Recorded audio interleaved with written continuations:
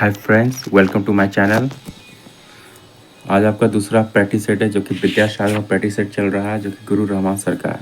ठीक है, जो कि बिहार दरोगा के लिए है। इसमें काफ़ी अच्छे से सवाल दिए गए हैं। ठीक है, तो चलिए शुरू करते हैं। आज ही आपका दूसरा प्रैक्टिस सेट है। अगर कल आप पहला प्रैक्टिस सेट नहीं देखें तो आप जाके देख सकते हैं। ठीक है, तो चलिए शुरू करते हैं, ज़्यादा टाइम वेस्ट नहीं करते हुए। ठीक है,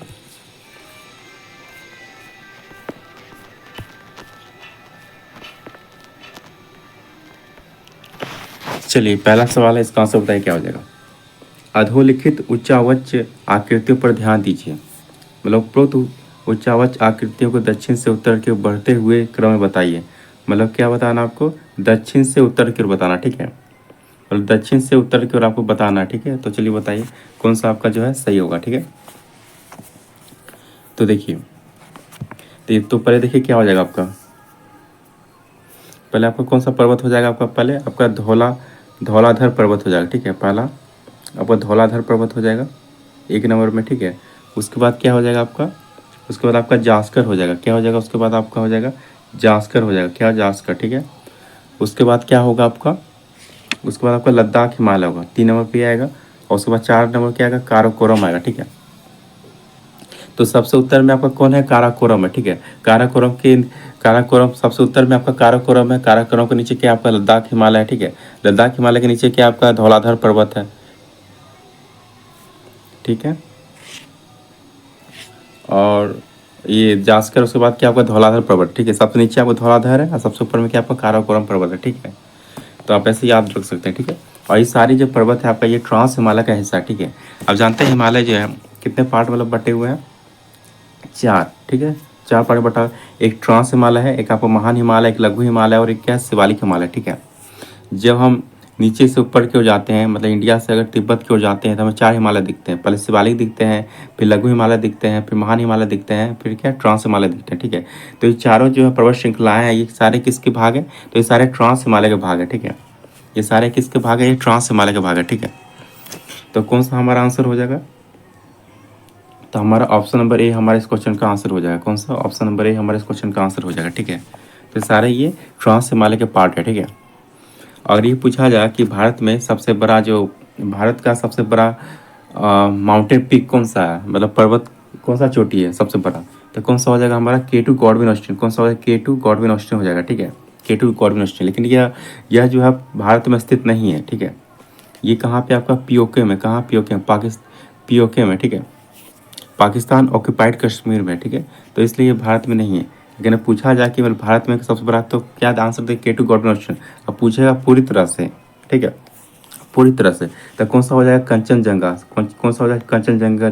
कंचनजंगा हो जाएगा, जो कि भारत का सबसे बड़ा चोटी है। ठीक है, कौन सा, कंचनजंगा। ठीक है, जो कि कहाँ आपका, सिक्किम में है। कहाँ आपका, सिक्किम में, पर्वत श्रृंखला कहाँ आपका, सिक्किम में। ठीक है, तो ये कुछ एक्स्ट्रा फैक्ट आप याद रख सकते हैं कि आपकी ज्योग्राफी तो पढ़ाई होगा, एक बार आपका रिकॉल करा दिया गया। ठीक है, चलिए तो कहाँ से बताइए क्या हो जाएगा।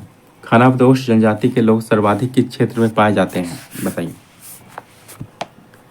गर्मी वाले प्रदेश में, या ठंडे नमी वाले प्रदेश में, या वर्षा वाले क्षेत्र में, या शुष्क क्षेत्र में, बताइए। दो का आंसर क्या हो जाएगा। तो कहाँ पाया जाता है आपका, यह शुष्क क्षेत्र में। कहाँ पाया जाता है, शुष्क क्षेत्र में। क्या हो जाएगा हमारा ऑप्शन नंबर डी हमारा इस क्वेश्चन का आंसर हो जाएगा। ठीक है, तो खानाबदोश जनजाति के सर्वाधिक लोग शुष्क क्षेत्रों में पाए जाते हैं। इसका कारण क्या है, इनका कोई अस्थायी निवास नहीं होता है। ठीक है, ये घुमंतु किस्म के लोग होते हैं। शुष्क क्षेत्रों में रहने के कारण इन्हें अधिक ठंड, वर्षा या नमी का सामना नहीं करना पड़ता है। इसीलिए ये लोग कहाँ रहते हैं, तो शुष्क क्षेत्र में रहते हैं। ठीक है, तो ऑप्शन नंबर डी हमारे इस क्वेश्चन का आंसर हो जाएगा। ठीक है, विधि आयोग के किस अध्यक्ष ने अपने रिपोर्ट में समर्थन किया है कि प्रत्येक उच्च न्यायालय के 1/3 न्यायाधीश दूसरे राज्य से होने चाहिए, बताइए। 3 का आंसर बताइए क्या हो जाएगा। तो किसने कहा बताइए, तो न्यायाधीश हंसराज खन्ना। तो किसने कहा, न्यायाधीश Hansraj Khanna. Option number C हमारा इस क्वेश्चन का आंसर हो जाएगा। ठीक है, न्यायाधीश हंसराज खन्ना। ठीक है, इन्होंने कहा कि प्रत्येक उच्च न्यायालय के 1/3 न्यायाधीश दूसरे राज्य से होने चाहिए। इसका समर्थन न्यायाधीश हंसराज खन्ना ने किया था। ठीक है, और यह जो है 8वें, यह जो थे 8वें विधि आयोग, 8वें विधि आयोग 8वें विधि आयोग की स्थापना कब हुआ था? 1977 से 79। 8वें विधि आयोग के अध्यक्ष थे, ठीक है, ये जो थे 8वें विधि आयोग के अध्यक्ष थे, ठीक है, तो याद रखिएगा। वर्ष 1971 से 77 तक वो भारत के मुख्य न्यायाधीश भी थे। कौन? न्यायाधीश HR खन्ना, ठीक है। तो ये चीज़ें भी आप याद रखिएगा, ठीक है। चलिए बताइए, व्यय का अनुमान किस रूप में भारतीय संसद के समक्ष रखा जाता है? बताइए। 4 का आंसर क्या हो जाएगा? तरदत्त तिथि, अतिरिक्त अनुदान, अनुपूरक अनुदान या अनुदान का अनुरोध। बताइए 4 का आंसर क्या हो जाएगा हमारा? तो 4 का आंसर क्या हमारा? ऑप्शन नंबर सी हमारा 4 का आंसर हो जाए, ठीक है, अनुपूरक अनुदान, ठीक है।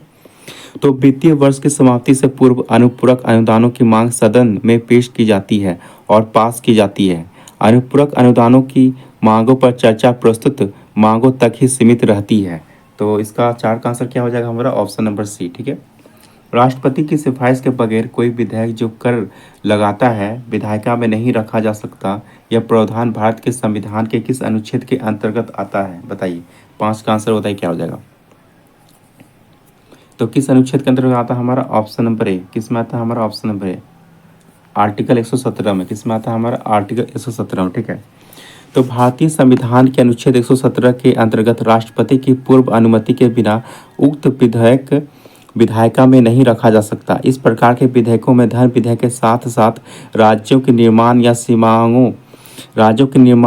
सीमाओं में परिवर्तन तथा व्यापार की स्वतंत्रता पर निर्बंधन आरोपित करने वाले राज्य विधेयक भी शामिल है, ठीक है। तो क्या हो जाएगा हमारा? Option number 100 article 117।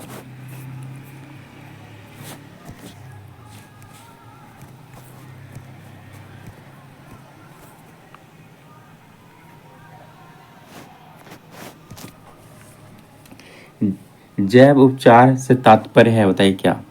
6 का बताइए आंसर क्या हो जाएगा? तो जीवों द्वारा पर्यावरण से विषैले पदार्थों का निष्कासन। ऑप्शन नंबर ए हमारा इस क्वेश्चन का आंसर हो जाएगा, ठीक है। तो जैव उपचार से तात्पर्य क्या हमारा? तो जीवों द्वारा पर्यावरण से विषैले मतलब टॉक्सिक पदार्थों का क्या करना है? निष्कासित करना, ठीक है, ठीक है। तो जैव उपचार सूक्ष्म जैविक का ही एक अनुप्रयोग है जिसे तकनीकी दृष्टि से जैव उत्प्रेरक कहा जाता है। वस्तुतः जैव उपचार का मूल सिद्धांत पर्यावरणीय संबंधी परिस्थितियों को अधिक मजबूत बनाना है ताकि सूक्ष्म न्यूनीकरण से त्वरित गति प्रदान की जा सके। यह प्रदूषक तत्वों का नाश करने में काफी समर्थ साबित हुआ है, ठीक है। तो इस क्वेश्चन का आंसर क्या हो जाएगा हमारा? ऑप्शन नंबर ए, ठीक है। चलिए क्वेश्चन नंबर 7 का आंसर बताइए क्या हो जाएगा?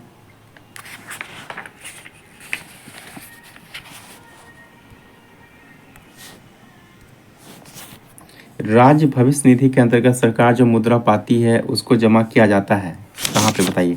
आकस्मिक निधि में, संयुक्त निधि में, सामान्य विकास निधि में या सार्वजनिक लेखा निधि में? बताइए। 7 का आंसर बताइए क्या हो जाएगा? तो कहाँ किया जाता है? सार्वजनिक लेखा निधि में। Option number D. Option number D इस क्वेश्चन का आंसर हो जाएगा। कहाँ पे क्या है? सार्वजनिक लेखा निधि में, ठीक है। तो राज्य भविष्य निधि के अंतर्गत सरकार जो मुद्रा पाती है उसको सार्वजनिक लेखा निधि में जमा किया जाता है। कहाँ पे? सार्वजनिक लेखा निधि में, ठीक है। तो इस क्वेश्चन का आंसर क्या हो जाएगा हमारा? Option number D. किस बिंदु पर फ़ारेनहाइट तापक्रम का दुगना होता है? फ़ारेनहाइट तापक्रम का क्या होता है? दुगना होता है। बताइए कौन सा? -6.7 डिग्री फ़ारेनहाइट या -12.3 डिग्री फ़ारेनहाइट या 135 डिग्री फ़ारेनहाइट या 160 डिग्री फ़ारेनहाइट? बताइए। 8 का आंसर बताइए क्या हो जाएगा? तो क्या हो जाएगा हमारा? 8 का आंसर हो जाएगा ऑप्शन नंबर डी। कितना? 160 डिग्री फ़ारेनहाइट पे क्या हो जाता है? या दुगना हो जाता है, ठीक है। तो सेल्सियस पैमाना में हिमांक को 0 डिग्री सेल्सियस तथा भाप बिंदु को 100 डिग्री सेल्सियस अंकित किया जाता है तथा इनके बीच की दूरी को 100 बराबर भागों में बांट दिया जाता है और प्रत्येक भाग को 1 डिग्री कहते हैं, ठीक है। और फ़ारेनहाइट पैमानों में हिमांक को 32 डिग्री फ़ारेनहाइट हिमांक 32। तो फ़ारेनहाइट पैमाने में हिमांक को 32 डिग्री फ़ारेनहाइट और भाप बिंदु को कितना? 212 डिग्री फ़ारेनहाइट अंकित किया जाता है तथा इनके बीच की दूरी को 180 बराबर भागों में बांट दिया जाता है। प्रत्येक भाग में जो है 1 डिग्री फ़ारेनहाइट प्रत्येक भाग को 1 डिग्री फ़ारेनहाइट कहते हैं, ठीक है। तो इस क्वेश्चन का आंसर क्या हो जाएगा हमारा? ऑप्शन नंबर डी हो जाएगा, ठीक है। तो इसको आप निकालने का फॉर्मूला था, इसको अगर निकालना है तो इसको फॉर्मूला 10 निकाल सकते हैं, ठीक है। इससे आपका क्या सेल्सियस बाय 5 बराबर एफ मतलब फ़ारेनहाइट माइनस 32, ठीक है, बटे क्या हो जाएगा आपका 9 हो जाएगा, ठीक है। तो यहाँ क्या बोला है तापक्रम का दुगना, मतलब फ़ारेनहाइट का क्या हो जाएगा दुगना हो जाएगा, ठीक है, मतलब फ़ारेनहाइट का क्या हो जाएगा ये दुगना, ठीक है। तो बैठा सकते हैं आप इसको, तो देखिए क्या हो जाएगा ये, जब आप निकालिए तो क्या हो जाएगा यहाँ पे,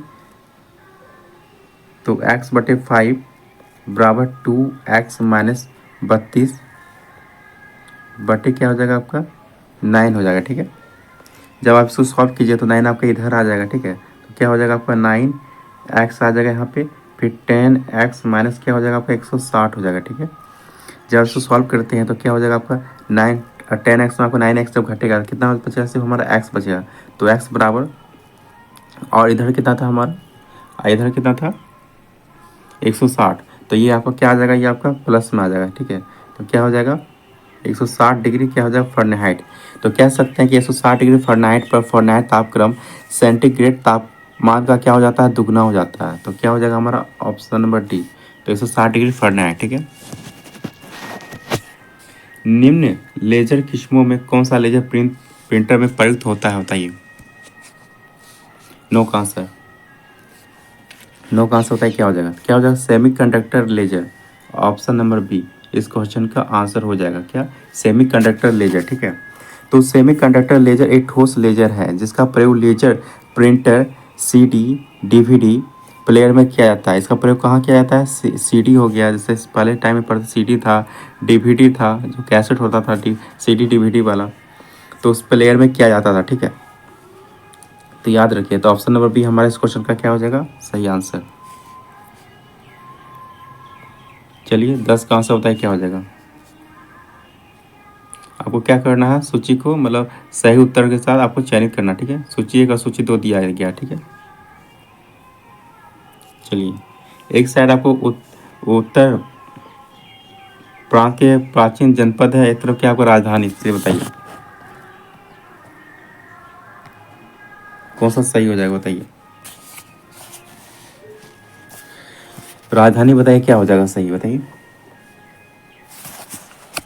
तो देखिए, तो कुरु का राजधानी जानते हैं क्या है, कुरु का राजधानी क्या है, कुरु का क्या इंद्रप्रस्थ, क्या है आपका इंद्रप्रस्थ, ठीक है। कुरु की राजधानी क्या है इंद्रप्रस्थ, ठीक है। और पांचाल की राजधानी क्या है आपका अहिच्छत्र, क्या है आपका अहिच्छत्र, ठीक है।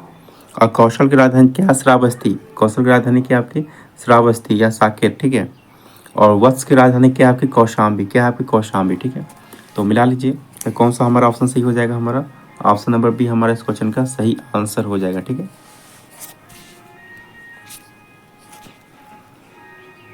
और ये पूछा जा सकता है कि ये आपका जो जनपद है आपका जितने भी मतलब टोटल जो कितने जनपद आपके टोटल 16 जनपद है, कितने जनपद है आपके टोटल 16 जनपद है, ठीक है। और 16 महाजनपदों, तो ये 16 महाजनपदों की जानकारी हमें कहाँ से मिलती है, तो 16 महाजनपदों की जानकारी हमें कहाँ से मिलती है, तो बौद्ध धर्म का पुस्तक अंगुत्तर निकाय से हमें 16 महाजनपदों की जानकारी मिलती है, ठीक है। बौद्ध धर्म एक बौद्ध धर्म में है बौद्ध धर्म के अंगुत्तर निकाय पुस्तक से जो हमें 16 महाजनपदों की जानकारी मिलती है, ठीक है। और जैन धर्म के भगवती सूत्र से हमें 16 महाजनपदों की जानकारी मिलती है, ठीक है। तो ये कुछ एक्स्ट्रा फैक्ट आप याद रख सकते हैं। मुगलों एवं मेवाड़ के राणा के मध्य चित्तौड़ की संधि किस शासक के शासनकाल में हस्ताक्षरित हुई थी बताइए, अकबर के समय, जहांगीर के समय, शाहजहां के समय या औरंगजेब के समय बताइए। तो किसके समय हुई थी आपकी जहांगीर के समय हुई थी, सलीम जहांगीर के समय हुई थी, ठीक है। तो ऑप्शन नंबर बी, ठीक है। तो 1615 ईस्वी में मेवाड़ विजय के उपरांत राणा अमर सिंह तथा मुगल बादशाह जहांगीर के मध्य चित्तौड़ की संधि हुई थी, ठीक है। तो ये राणा अमर सिंह कौन थे आपके, तो महाराणा प्रताप के पुत्र थे, कौन थे ये महाराणा प्रताप के पुत्र थे, ठीक है। तो जो थे तो ये संधि हुई थी, ठीक है। तो जब अकबर के साथ जो थे इनके पिताजी महाराणा राणा अमर सिंह की लड़ाई हुआ था, हल्दी घाटी का युद्ध हुआ था 1576 में, हल्दी घाटी का युद्ध हुआ था अकबर और महाराणा प्रताप के बीच हुआ था, ठीक है। तो उसमें इन्होंने हार नहीं माना था महाराणा प्रताप ने। तो उसके बाद जब महाराणा प्रताप मृत्यु हो जाती है तो इनका पुत्र शासक बनता है, कौन राजा अमर सिंह बनता है, ठीक है। उसके बाद अकबर की जब मृत्यु हो जाती है तो उनका पुत्र बनता है कौन सलीम जहांगीर बनता है, ठीक है। फिर इन दोनों में बीच क्या होता है, युद्ध होता है, ठीक है। उसके बाद क्या हो जाता है, इन दोनों की संधि हो जाती है, उसी को कहते हैं, क्या कहते हैं, चित्तौड़ की संधि। तो राणा अमर सिंह और जहांगीर के बीच क्या हो जाती है, चित्तौड़ की संधि हो जाती है, ठीक है। इसमें क्या होता है, राणा राणा अमर सिंह जो है, मतलब ये महाराणा प्रताप के पुत्र थे राणा अमर सिंह। इन्होंने मुगल बादशाही की अधीनता स्वीकार कर ली, ठीक है। तथा बादशाह जहांगीर ने राणा को चित्तौड़ समेत समस्त भूभाग वापस कर दिया, जो अकबर के समय से मुगल आधिपत्य में था, ठीक है। तो ये याद रखिए, ठीक है। ऑप्शन नंबर बी हमारे इस क्वेश्चन का आंसर हो जाएगा, ठीक है।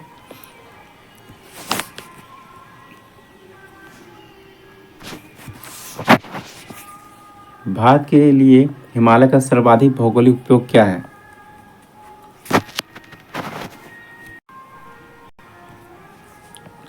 भारत के लिए हिमालय का सर्वाधिक भौगोलिक उपयोग क्या है, बताइए। 12 का आंसर क्या हो जाएगा हमारा, क्या है? तो देखिए, मॉनसून को उत्तर दिशा पार करने से रोकना, जिससे भारत में वर्षा होती है और हमेशा बहने वाली नदियों के लिए एक जल संग्रह का काम करता है। तो ऑप्शन नंबर सी हमारा क्या हो जाएगा, सही आंसर हो जाएगा, ठीक है। तो भारत के लिए हिमालय एक प्रहरी के रूप में कार्य करता है, ठीक है, जो मानसून को उत्तर दिशा पार करने से रोकता है, जिससे भारत में वर्षा होती है और हमेशा बहने वाली नदियों के लिए जल संग्रह का काम करती है। तो ऑप्शन नंबर सी हमारा क्या हो जाएगा, सही आंसर हो जाएगा, ठीक है। चलिए 13 का आंसर बताइए क्या हो जाएगा।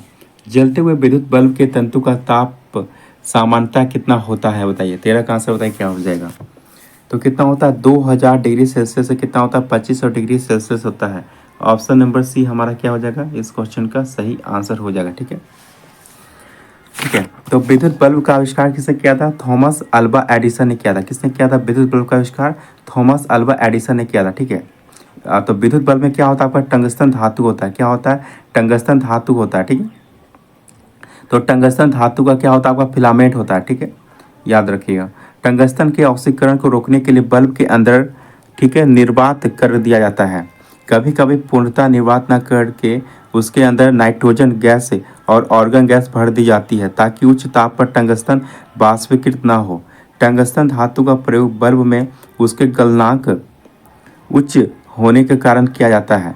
धारा प्रवाहित किए जाने पर तंतु का ताप 1500 डिग्री सेल्सियस से 2500 डिग्री सेल्सियस हो जाता है। साधारण बल्ब में दी गई विद्युत ऊर्जा का 5% से 10% भाग प्रकाश में परिवर्तित होता है, ठीक है।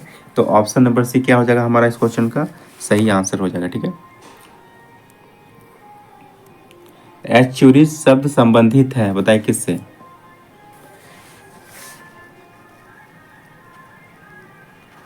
तो किससे संबंधित है, एचुरी शब्द संबंधित है बीमा से। किससे संबंधित है, ये आपका बीमा से संबंधित है, ठीक है। ऑप्शन नंबर बी हमारे इस क्वेश्चन का आंसर हो जाएगा, ठीक है।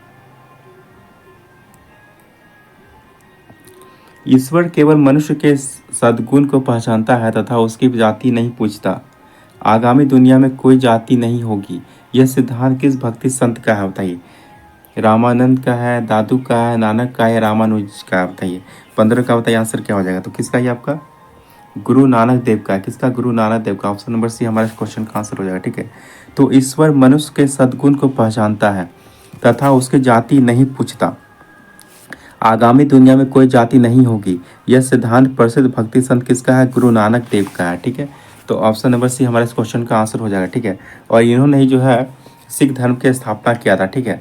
और इन्होंने आदि ग्रंथ की भी रचना किया था। इन्होंने जो है आदि ग्रंथ की भी रचना किया था, ठीक है। और ये सूफी संत बाबा फरीद से प्रभावित थे। गुरु नानक देव जो थे, ये सूफी संत जो थे बाबा फरीद, उनसे काफ़ी प्रभावित थे गुरु नानक देव, ठीक है। तो ये कुछ पॉइंट आप याद रखिएगा, ठीक है। पराजनी फसल स्वर्ण चावल किस वांछनीय लक्षण के लिए तैयार की गई है, बताइए। विटामिन ए के लिए, आवश्यक अमीनो अम्ल के लिए, या इंसुलिन के लिए, या लाक्षणिक के लिए, बताइए। 16 का आंसर बताइए क्या हो जाएगा। तो किसके लिए किया गया, विटामिन ए के लिए। किसके लिए किया गया, विटामिन ए के लिए किया गया, ठीक है। तो पराजनी फसल स्वर्ण चावल का विकास, जिसको क्या कहते हैं, गोल्डन राइस कहते हैं, ठीक है। इसका विकास पादप विज्ञान के प्रसिद्ध संस्थान Swiss federal institute of technology द्वारा 2000 ईस्वी में किया गया था, ठीक है। जेनेटिक इंजीनियरिंग से विकसित यह प्रजाति बीटा कैरोटीन से संपन्न है, जो विटामिन ए का प्रमुख स्रोत है, ठीक है। तो याद रखिए, तो गोल्डन चावल किससे संबंधित है आपका, तो विटामिन ए से, ठीक है। काकोरी केस के अभियुक्तों के बचाव हेतु किसकी अध्यक्षता में एक समिति का गठन हुआ था, बताइए। आचार्य नरेंद्र देव, गोविंद बल्लभ पंत, चंद्र भानु या मोतीलाल नेहरू, बताइए। 17 का आंसर बताइए क्या हो जाएगा।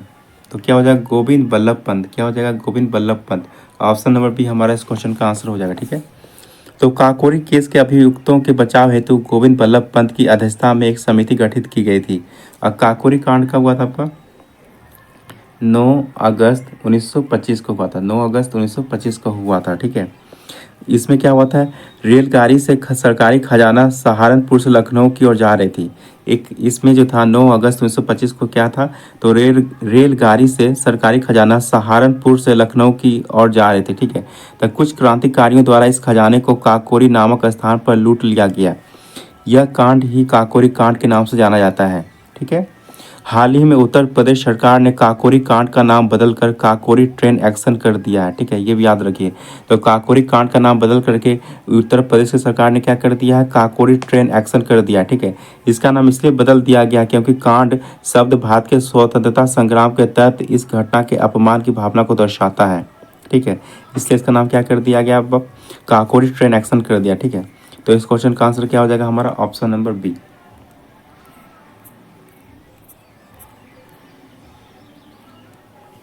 भारत का सुदूर पूर्वी बिंदु कौन सा होता है, सुदूर पूर्वी बिंदु, ठीक है। तो होता है क्या हो जाएगा, तो देखिए भारत का सुदूर पूर्वी बिंदु, पहले आपको टोटल आपको बता देते हैं, ठीक है।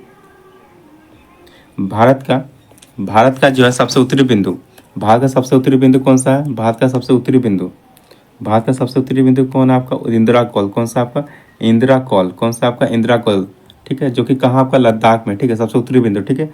और सबसे दक्षिणी बिंदु पूछेगा, सबसे दक्षिणी बिंदु कौन सा आपका, सबसे दक्षिणी बिंदु क्या, इंदिरा पॉइंट। क्या आपका, इंदिरा पॉइंट, ठीक है।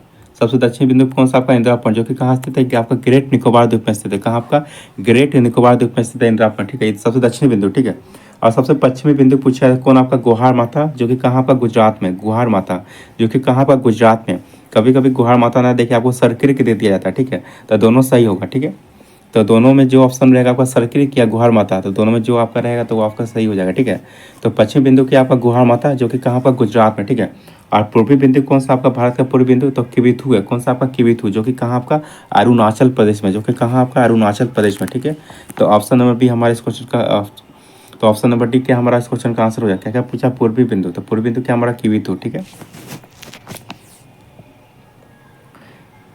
रेहुक खीम या कावली शॉल किस राज्य के पारंपरिक परिधान है, रेहुक खीम या कावली शॉल किस राज्य के पारंपरिक परिधान है, बताइए। नागालैंड का, असम का, झारखंड का या उड़ीसा का, बताइए। तो कहाँ का ये आपका, नागालैंड का। कहाँ का आपका, ये नागालैंड का, ठीक है। तो रेहुक, तो रेहुक, तो रेहुक, रेहुक हो गया। खीम, रेहू खीम या क्या आपका, कावली, रेहू खीम या कावली शॉल नागालैंड का एक पारंपरिक परिधान है, ठीक है। तो रेहू खीम या कावली शॉल नागालैंड का एक पारंपरिक परिधान है।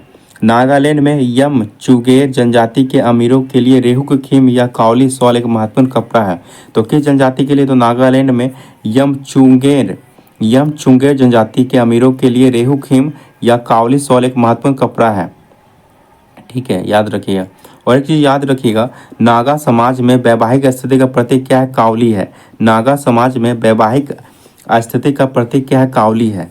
नागा समाज में बिना प्रतिबंध का उपयोग किए जाने वाला काले रंग के शॉल को एनेडक खीम कहा जाता है। क्या कहता है, एनेडक खीम कहा जाता है, ठीक है। भारतीय संविधान के किस अनुच्छेद के अंतर्गत राष्ट्रपति को अधिकार है कि वह किसी बिल पर अपनी अनुमति दे सकता है, बताइए। 20 का आंसर बताइए क्या हो जाएगा। तो आपको पता है कौन सा हो जाएगा हमारा, आर्टिकल 111, इसको पॉकेट वीटो भी कहते हैं, ठीक है। तो ऑप्शन नंबर डी हमारा इस क्वेश्चन का आंसर हो जाएगा, ठीक है।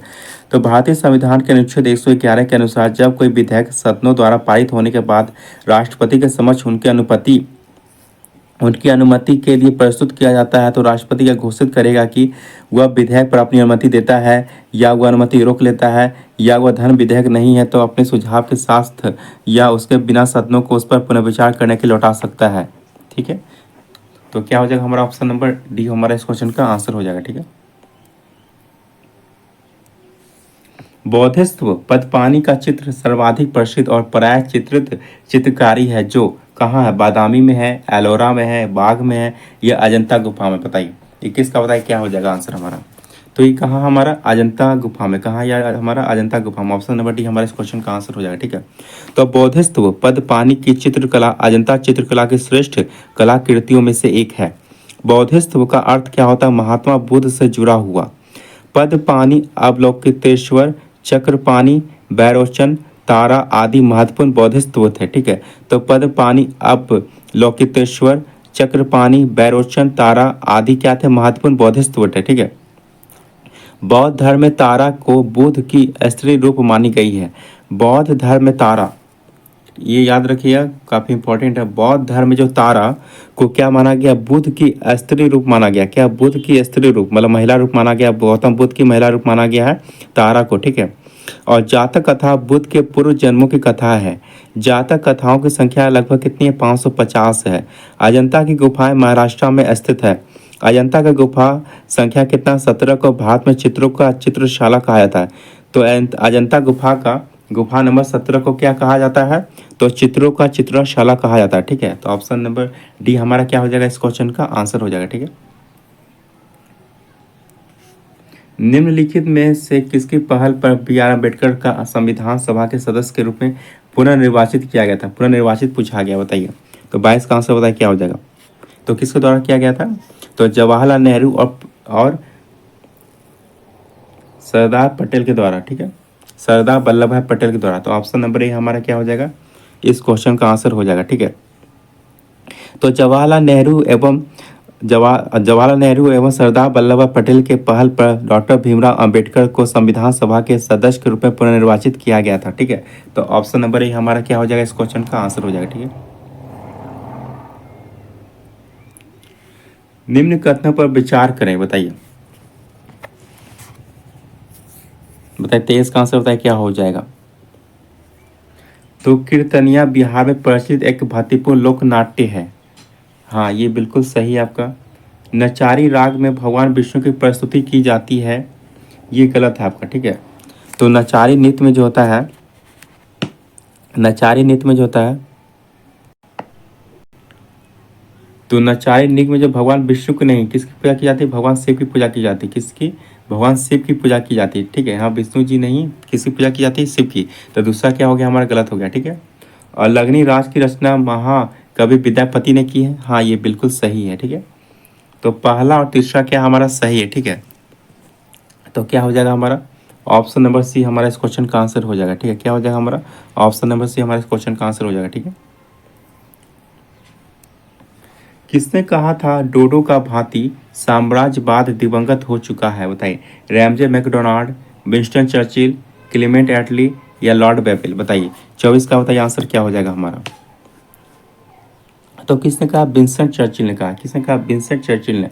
ऑप्शन नंबर बी हमारा इस क्वेश्चन का आंसर हो जाएगा। ठीक है, तो द्वितीय विश्व युद्ध के समय इंग्लैंड के प्रधानमंत्री विंस्टन चर्चिल ने कहा था कि डोडो की भांति साम्राज्यवाद दिवंगत हो चुका है। तो ऑप्शन नंबर बी हमारा इस क्वेश्चन का आंसर हो जाएगा। ठीक है, निम्नलिखित में किस भारतीय नेता ने खिलाफत आंदोलन का समर्थन नहीं किया था? पूछा है, किसने नहीं किया था खिलाफत आंदोलन का समर्थन नहीं किया था? बताइए। जवाहरलाल नेहरू जी ने, मदन मोहन मालवीय जी ने, मोहम्मद अली ने, या स्वामी श्रद्धानंद ने? बताइए 25 का आंसर बताइए क्या हो जाएगा? तो किसने किया है? मदन मोहन मालवीय जी ने जो है इनका समर्थन नहीं किया। Option number B. ठीक है, तो खिलाफत आंदोलन का समर्थन मदन मोहन मालवीय जी ने नहीं किया था। ठीक है, खिलाफत आंदोलन भारतीय मुसलमानों का मित्र राष्ट्रों के विरुद्ध, विशेषकर ब्रिटेन के खिलाफ टर्की के खलीफा के समर्थन में आंदोलन था। 19 अक्टूबर 1919 को समूचे देश में खिलाफत दिवस मनाया गया था। 19 अक्टूबर 1919 को समूचे देश में खिलाफत दिवस मनाया गया था। ठीक है, और 23 नवंबर 1919 को हिंदू और मुसलमानों की एक संयुक्त कॉन्फ्रेंस हुई जिसकी अध्यक्षता महात्मा गांधी जी ने की थी। तो ये याद रखिएगा, 23 नवंबर 1919 को हिंदू और मुसलमानों की एक संयुक्त कॉन्फ्रेंस हुई थी जिसकी अध्यक्षता किसने की थी? महात्मा गांधी जी ने की थी। ठीक है, तो ये भी पूछा जा सकता है। ठीक है, किन्नौर घाटी किस राज्य में स्थित है? उत्तराखंड में, हिमाचल प्रदेश में, सिक्किम में या असम में? बताइए। 26 का बताइए आंसर क्या हो जाएगा। तो कहाँ पे आपका यह स्थित है? हिमाचल प्रदेश में। कहाँ आपका स्थित है? हिमाचल प्रदेश में। ऑप्शन नंबर बी हमारा इस क्वेश्चन का आंसर हो जाएगा। ठीक है, तो किन्नौर घाटी आपका हिमाचल प्रदेश में स्थित है। ठीक है, किन्नौर हिमाचल प्रदेश का क्या आपका एक जिला है। ठीक है, तो किन्नौर क्या आपका हिमाचल प्रदेश का क्या एक जिला है। ठीक है, और किन्नौर घाटी हिमाचल प्रदेश के उत्तर पूर्वी भाग में स्थित है, जो तिब्बत की सीमा के समीप है। ठीक है, तो ऑप्शन नंबर बी क्या हो जाएगा हमारा इस क्वेश्चन का आंसर हो जाएगा। ठीक है,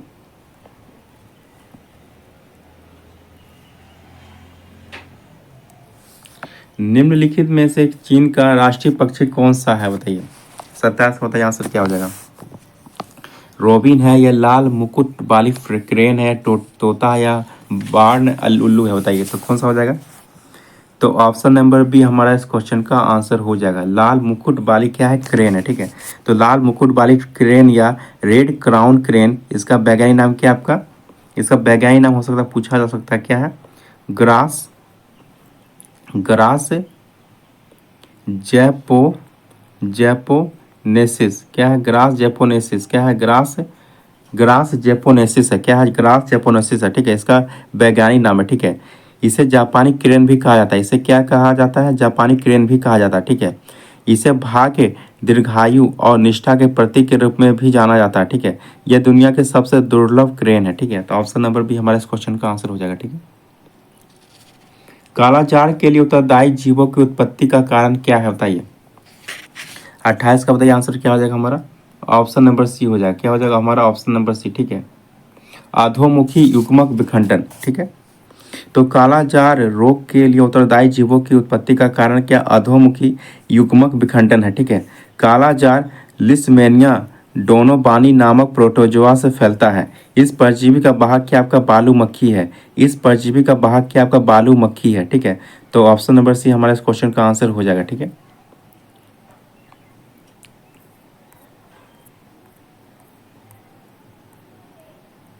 चलिए 29 का आंसर बताइए क्या हो जाएगा। जब सिल्वर क्लोराइड को सूर्य के प्रकाश में रखा जाता है तो किसके बनने के कारण भूरे रंग का हो जाता है? बताइए। जब सिल्वर क्लोराइड को सूर्य के प्रकाश में रखा जाता है तो किसके कारण जो है यह भूरे रंग का हो जाता है? बताइए। 29 का बताइए आंसर क्या हो जाएगा। तो किसके कारण हो जाता है? सिल्वर आयो आयो ऑक्साइड के कारण। किसके कारण? Silver oxide. Option number B हमारा इस क्वेश्चन का आंसर हो जाएगा। ठीक है, तो जब सिल्वर फ्लोराइड को सूर्य के प्रकाश में रखा जाता है तो यह सिल्वर ऑक्साइड बनने के कारण भूरे रंग का हो जाता है। ठीक है, तो जब सिल्वर फ्लोराइड को सूर्य के प्रकाश में रखा जाता है तो यह सिल्वर ऑक्साइड बनने के कारण भूरे रंग का हो जाता है। ठीक है, सिल्वर क्लोराइड को हॉर्न सिल्वर भी कहा जाता है। ठीक है, सिल्वर क्लोराइड को क्या कहा जाता है आपका? हॉर्न सिल्वर भी कहा जाता है। क्या कहा जाता है? हॉर्न सिल्वर भी कहा जाता है। ठीक है, इसका उपयोग क्या जाता है? फोटोक्रोमैटिक कांच बनाने में किया जाता है। ठीक है, तो सिल्वर ऑक्साइड का उपयोग जो है फोटोक्रोमैटिक कांच बनाने में किया जाता है। ठीक है, और सिल्वर ब्रोमाइड का उपयोग किया जाता है फोटोग्राफी के लिए। तो याद रखिए, सिल्वर ब्रोमाइड का प्रयोग किस में किया जाता है? फोटोग्राफी में। सिल्वर ब्रोमाइड का प्रयोग किया जाता है फोटोग्राफी में। और सिल्वर आयोडाइड का उपयोग किया जाता है कृत्रिम वर्षा कराने में। सिल्वर आयोडाइड का प्रयोग किया जाता है कृत्रिम वर्षा करवाने में। ठीक है, और सिल्वर नाइट्रेट का प्रयोग किया जाता है लूनर कॉस्टिक। उसे क्या? सिल्वर नाइट्रेट या सिल्वर का सबसे मुख्य यौगिक है, इसे लूनर कॉस्टिक भी कहते हैं। ठीक है, सिल्वर नाइट्रेट को क्या कहते हैं? लूनर कॉस्टिक भी कहते हैं। ठीक है, याद रखिएगा। तो ऑप्शन नंबर बी हमारा क्या हो जाएगा? इस क्वेश्चन का आंसर हो जाएगा। ठीक है, घातक जहर साइनाइड का रासायनिक नाम क्या है? बताइए। हाइड्रोक्लोरिक एसिड है, सल्फ्यूरिक एसिड है, नाइट्रिक एसिड है या प्रूशिक एसिड है? बताइए, 30 का आंसर बताइए क्या हो जाएगा। तो क्या है? यह प्रूशिक एसिड है। क्या है? प्रूशिक एसिड। ऑप्शन नंबर डी हमारे इस क्वेश्चन का आंसर हो जाएगा। ठीक है, तो हाइड्रोजन साइनाइड के लवण साइनाइड के रूप में जाना जाता है। इसका रासायनिक नाम क्या है? प्रूसिड एसिड है। ठीक है, यह अत्यंत जहरीला और ज्वलनशील होता है। इसका रासायनिक सूत्र क्या है? HCN। क्या है इसका रासायनिक सूत्र? HCN है। ठीक है, किस प्राणी की प्लाज्मा में हीमोग्लोबिन का विलय हो जाता है? मेढक में, मत्स्य में, मानक में या केंचुआ में? बताइए। 31 का आंसर क्या हो जाएगा हमारा? Option number D. क्या हो जाएगा हमारा? Option number D. किस में हो जाता है? केंचुआ में हो जाता है। ठीक है, तब केंचुआ के प्लाज्मा तो केचुआ के प्लाज्मा में हीमोग्लोबिन का विलय हो जाता है। केचुआ जो है एनालिडा संघ के ग्रुप का सदस्य है, ठीक है। केचुआ को क्या कहा था, किसानों का मित्र कहा जाता है। यह मिट्टी को खाकर मल द्वारा बाहर निकालते हैं, जिससे भूमि की उर्वरकता शक्ति बढ़ जाती है। केंचुए के शरीर से बनाई गई औषधियाँ कई रोगों में लाभप्रद होती है, जैसे बवासीर, गठिया, अतिसार, पीलिया तथा लैंगिक नपुंसकता आदि, ठीक है। तो ऑप्शन नंबर डी हमारे इस क्वेश्चन का आंसर हो जाएगा, ठीक है। वर्ष डैश में बर्मा स्वतंत्र संप्रभु राज बना था, बताइए कब बर्मा जो स्वतंत्र संप्रभु गणराज्य बना था, बताइए 1962 में, 1946 में, 1950 में या 1948 में, बताइए 32 का आंसर क्या हो जाएगा हमारा। तो कब बना था, तो भारत जब आज़ाद हुआ था उसके अगले साल, ठीक है। तो कब हो जाएगा हमारा ऑप्शन नंबर डी 1948 में, ठीक है। तो बर्मा या म्यांमार का क्रमबद्ध इतिहास है, ठीक है। तो 1044 में, तो 1044 ईस्वी में मध्य बर्मा के मियन वंश से प्रारंभ हुआ था। तो बर्मा का प्रारंभ कहाँ से हुआ था, 1044 ईस्वी में हुआ था। मध्य बर्मा के मियन वंश से हुआ था। तो मध्य बर्मा के मियन वंश से प्रारंभ होता है, ठीक है। तो 1287 में कुआला खां के आक्रमण के फलस्वरूप इस वंश का विनाश हो जाता है, ठीक है। फिर 1754 ईस्वी में आलोम पाया यहाँ बर्मी वंश की स्थापना कर 19वीं सदी तक शासन करता है, ठीक है। उसके बाद 1826 से 1886 तक संपूर्ण बर्मा पर ब्रिटिश अधिकार हो जाता है, ठीक है। फिर 1937 ईस्वी तक बर्मा को भारत का राज्य किया गया था, लेकिन फिर अंग्रेज इसे भारत से अलग कर ब्रिटिश क्राउन घोषित कर दिया जाता है, ठीक है। फिर द्वितीय विश्व युद्ध के दौरान जापान का अधिकार बर्मा पर हो जाता है, ठीक है। फिर 1945 में अंग्रेज की मदद से आंग सांग ने जापान से बर्मा को मुक्त करवाया था। फिर 1947 में आंग सांग ने बर्मा में अंतरिम सरकार का गठन किया था। फिर 4 जनवरी 1948 को बर्मा को आज़ाद घोषित कर दिया जाता है। फिर आंग सांग को बर्मा का राष्ट्रपिता कहा जाता है, ठीक है। याद रखिए, आन सान को बर्मा का राष्ट्रपिता कहा जाता है। ये नाम याद रखिए, हो सकता है कि मतलब पूछा जा सकता है बर्मा का राष्ट्रपिता किसे कहा जाता है, तो आन सान को कहा जाता है, ठीक है। चलिए बताइए इसका आंसर क्या हो जाएगा। ब्रिटिश औपनिवेशिक व्यवस्था के विरुद्ध 1857 से पूर्व भारत के विभिन्न भागों में हुए निम्न विद्रोहों को सही काल क्रमानुसार सजाइए। तो बताइए सबसे पहले कौन सा विद्रोह हुआ था, उसके काल क्रमानुसार सजाइए, बताइए 33 का आंसर बताइए क्या हो जाएगा।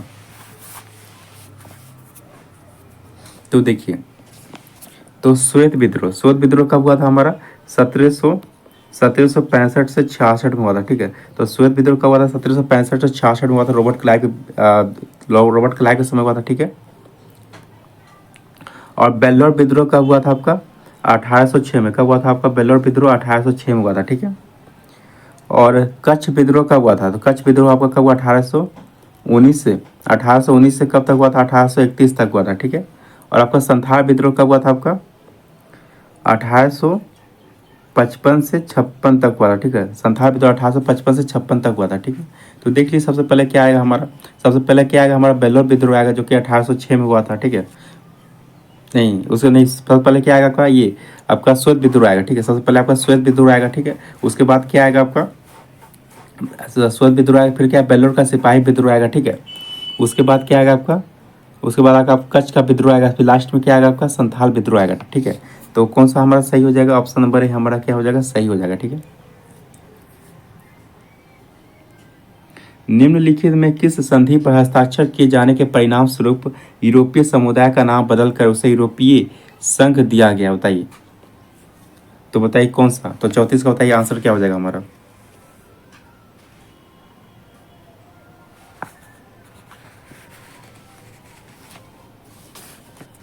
तो क्या हो जाएगा, मोंटिचा संधि। ऑप्शन नंबर ए हमारा इस क्वेश्चन का आंसर हो जाएगा, क्या हो जाएगा, मोंटिचा संधि हो जाएगा, ठीक है। तो मोंटिचा संधि पर हस्ताक्षर किए जाने के परिणाम स्वरूप यूरोपीय समुदाय का नाम बदलकर उसे यूरोपीय संघ कर दिया गया, ठीक है। तो ऑप्शन नंबर ए हमारा क्या हो जाएगा, सही आंसर हो जाएगा, ठीक है। अस्थायी संक्रमणकालीन तथा विशेष उपबंधों का उल्लेख भारतीय संविधान के किस भाग में है, बताइए। 35 का आंसर बताइए क्या हो जाएगा। तो किस में हमारा, भाग 21 में। किस में, भाग 21 में। ऑप्शन नंबर डी हमारा आंसर हो जाएगा, ठीक है, ठीक है। अब भाग 18 में क्या है, तो भाग 18 में क्या, आपात उपबंध है, क्या आपका भाग 18 में आपात उपबंध है, क्या है आपका आपात उपबंध आपका भाग 18 में, ठीक है। और भाग 19 में आपका क्या है, विविध है, क्या आपका भाग 19 में क्या है, विविध है, ठीक है। इसमें आर्टिकल 61 से 367 तक क्या है आपका विविध है, ठीक है, 8 भाग 19 में, ठीक है। और भाग 20 में क्या है आपका, तो संविधान संशोधन की प्रक्रिया, तो भाग 20 से 368 के तहत क्या किया जाता है, संविधान में संशोधन किया जाता है, ठीक है। तो भाग 20 में क्या है, संविधान से संशोधन की प्रक्रिया है, ठीक है। और 21 में क्या है आपका, तो अस्थायी संक्रमणकालीन और विशेष उपबंध का उल्लेख है, ठीक है, तो याद रखिएगा, ठीक है। अब 22 में क्या आपका अधिकरण है, ठीक है, ये भी याद रखिएगा। अर्थव्यवस्था में एम्बार्गो का अर्थ क्या होता है बताइए, एम्बार्गो का अर्थ क्या होता है बताइए, 36 का। तो किसी राष्ट्र समूह द्वारा किसी अन्य राष्ट्र समूह के लिए तो किसी राष्ट्र समूह द्वारा किसी अन्य राष्ट्र समूहों के लिए व्यापार निषेध के कदम कोई क्या कहते हैं, एम्बार्गो कहते हैं, ठीक है। तो किसी राष्ट्र समूह द्वारा किसी अन्य राष्ट्र समूहों के लिए व्यापार निषेध के कदम को क्या कहते हैं, एम्बार्गो कहते हैं, ठीक है। तो अर्थव्यवस्था में एम्बार्गो का अर्थ होता है किसी राष्ट्र या समूह द्वारा किसी अन्य राष्ट्र समूह के लिए व्यापार निषेध के कदम को, ठीक है। एम्बार्गो से तात्पर्य है व्यापार निषेध से, ठीक है, जिसके अंतर्गत कोई राष्ट्र या कुछ राष्ट्र मिलकर किसी विशेष राष्ट्र समूह के साथ अपना संपूर्ण व्यापार अथवा वस्तु विशेष का व्यापार बंद कर देते हैं, ठीक है, उसे क्या कहते हैं, एम्बार्गो कहते हैं, क्या कहते हैं, एम्बार्गो कहते हैं, ठीक है। तो ऑप्शन नंबर डी हमारा इस क्वेश्चन का आंसर हो जाएगा, ठीक है। मुगल काल में जिस मदरसे ने मुस्लिम न्याय शास्त्र की पढ़ाई पढ़ाई पढ़ी पढ़ाई की विशिष्टता हासिल की, वह स्थिति क्या थी बताइए, 37 का बताइए, 37 का आंसर क्या हो जाएगा। तो ऑप्शन नंबर ए हो जाएगा, क्या हो जाएगा, लखनऊ हो जाएगा, क्या हो जाएगा, लखनऊ हो जाएगा, ठीक है। तो मुगल काल में लखनऊ स्थित मदरसा ने मुस्लिम न्याय शास्त्र की पढ़ाई में विशिष्टता हासिल की थी, ठीक है। तो मुगल काल में लखनऊ स्थित मदरसा ने मुस्लिम न्याय शास्त्र की पढ़ाई में विशिष्टता हासिल की थी। तो ऑप्शन नंबर ए हमारे इस क्वेश्चन का आंसर हो जाएगा, ठीक है। तो निजामुद्दीन औलिया ने 18वीं शताब्दी में दर्स ए निजामी, तो निजामुद्दीन औलिया ने 18वीं शताब्दी में दर्स ए निजामी बनाया, जिसके पाठ्यक्रम के अंतर्गत 11 विषय थे, ठीक है।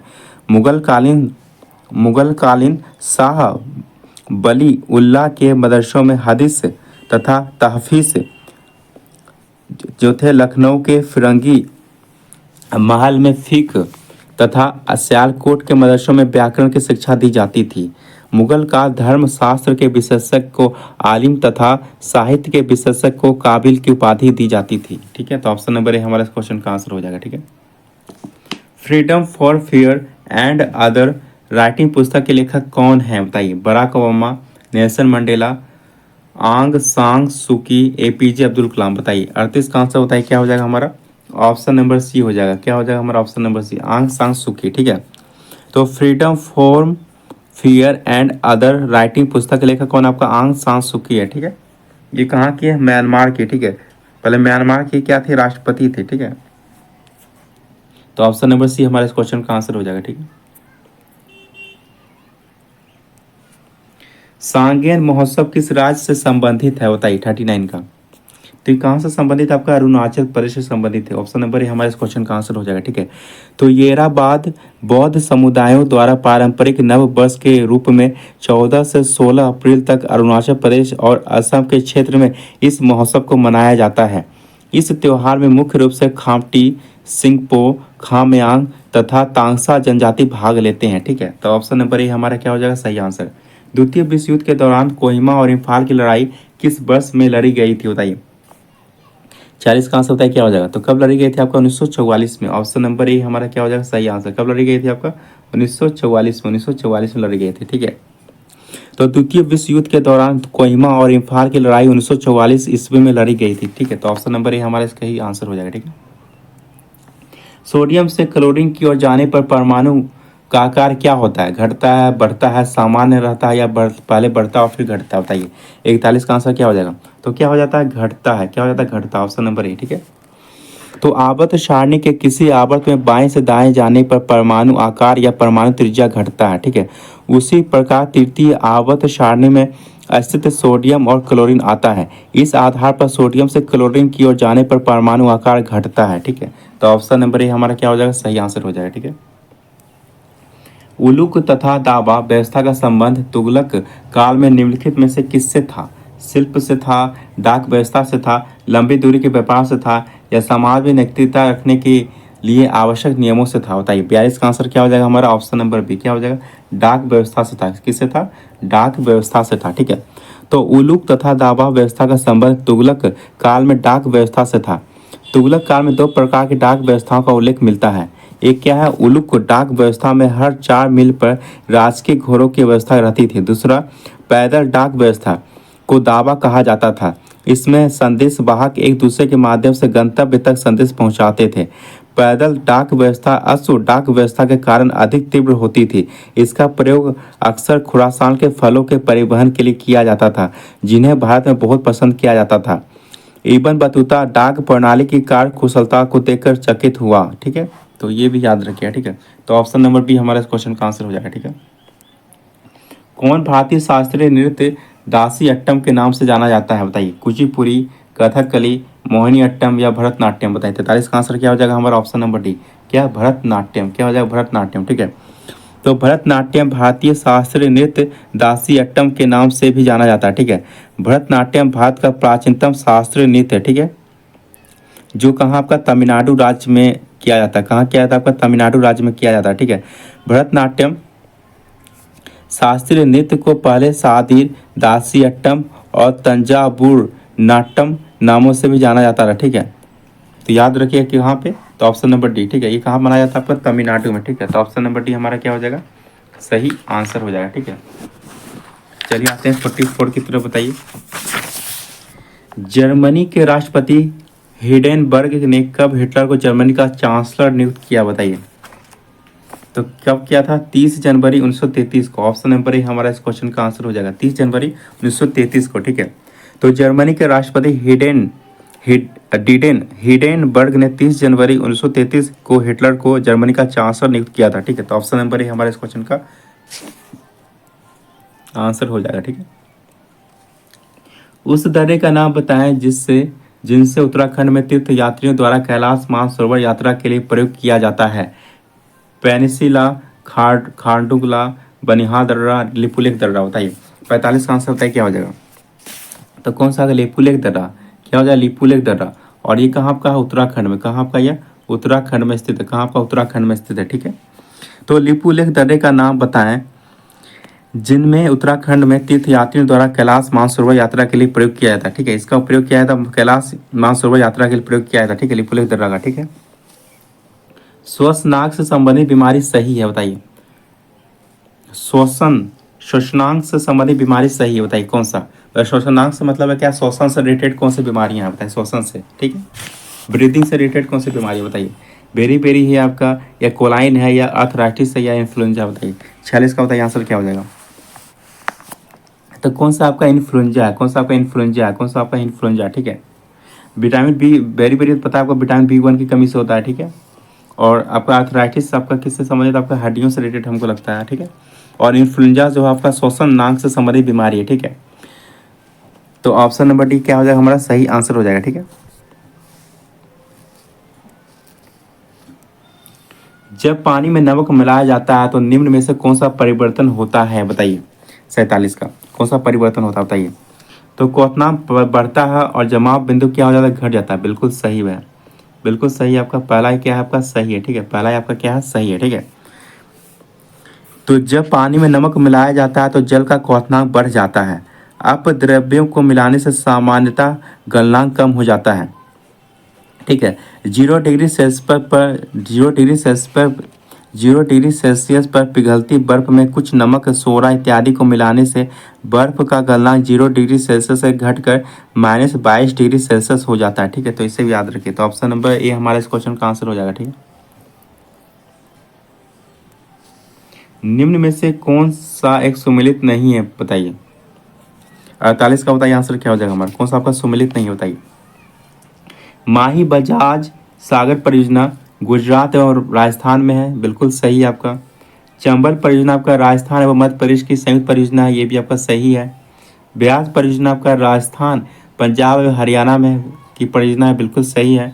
इंदिरा गांधी नहर परियोजना राजस्थान एवं उत्तर प्रदेश, तो क्या बोला गया आपका, इंदिरा गांधी परियोजना। ठीक है, तो इंदिरा गांधी परियोजना जो है आपका, ये क्या है आपका, गलत है। ठीक है, तो आपका चौथा क्या आपका गलत है। ठीक है, तो ये राजस्थान उत्तर प्रदेश का नहीं है, ठीक है। तो ये आपका क्या है, गलत है। ऑप्शन नंबर डी क्या हमारा पूछा, कौन सम्मिलित नहीं है हमारा, तो ऑप्शन नंबर डी हमारा क्या है, सुमेलित नहीं है, ठीक है। क्योंकि इंदिरा गांधी नहर से लाभान्वित राज्य कौन सा आपका, राजस्थान तो है लेकिन आपका उत्तर प्रदेश नहीं है। उत्तर प्रदेश जगह पे क्या हो जाएगा, पंजाब हो जाएगा, ठीक है। तो इंदिरा गांधी नहर परियोजना से आपका लाभान्वित राज्य कौन सा है, राजस्थान और पंजाब है। कौन आपका, राजस्थान और पंजाब है, ठीक है। तो तब क्या हो जाएगा हमारा ऑप्शन नंबर डी क्या है, सही नहीं है, ठीक है। और ये आपका इंदिरा गांधी परियोजना जो है आपका किस नदी पे है आपका, ये आपका किस नदी पे है बताइए। तो इंदिरा गांधी नहर परियोजना जो आपका सतलज एवं ब्यास नदी के संगम पर है, किस पे, तो सतलज एवं ब्यास नदी के क्या है, संगम पे है, ठीक है। तो याद रखिए, ठीक है।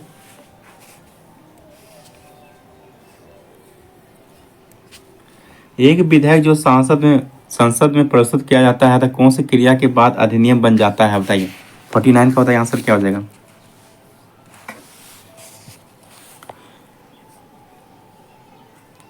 तो क्या यहाँ पे होगा क्या, जब, यहाँ क्या हो, जब होगा, ठीक है।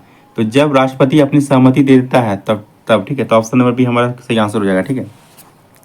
तो संविधान के आर्टिकल 111 में अब विधेयकों पर राष्ट्रपति की अनुमति से संबंधित उपबंध है, ठीक है। तो एक विधेयक जो संसद में प्रस्तुत किया जाता है वो अधिनियम तभी बन पाता है जब सदन के दोनों सदनों द्वारा पारित होने के बाद राष्ट्रपति उस पर हस्ताक्षर कर अपनी सहमति दे देता है, ठीक है। तो याद रखिए ऑप्शन नंबर बी हमारा इस क्वेश्चन का आंसर हो जाएगा, ठीक है।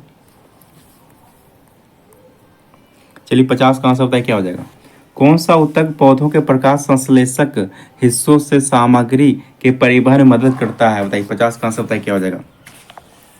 तो क्या बोला है, प्रकाश संश्लेषण हिस्सों से सामग्री के परिवहन में मदद करता है। तो 50 का क्या हो जाएगा हमारा ऑप्शन नंबर ए, फ्लोएम। क्या हो जाएगा, फ्लोएम हो जाएगा, ठीक है। तो फ्लोएम प्रकाश संश्लेषण हिस्सों से सामग्री के परिवहन में मदद करता है। फ्लोएम क्या है, आपका जटिल ऊतक है, क्या आपका एक जटिल ऊतक है, ठीक है। तो याद रखिए, ठीक है।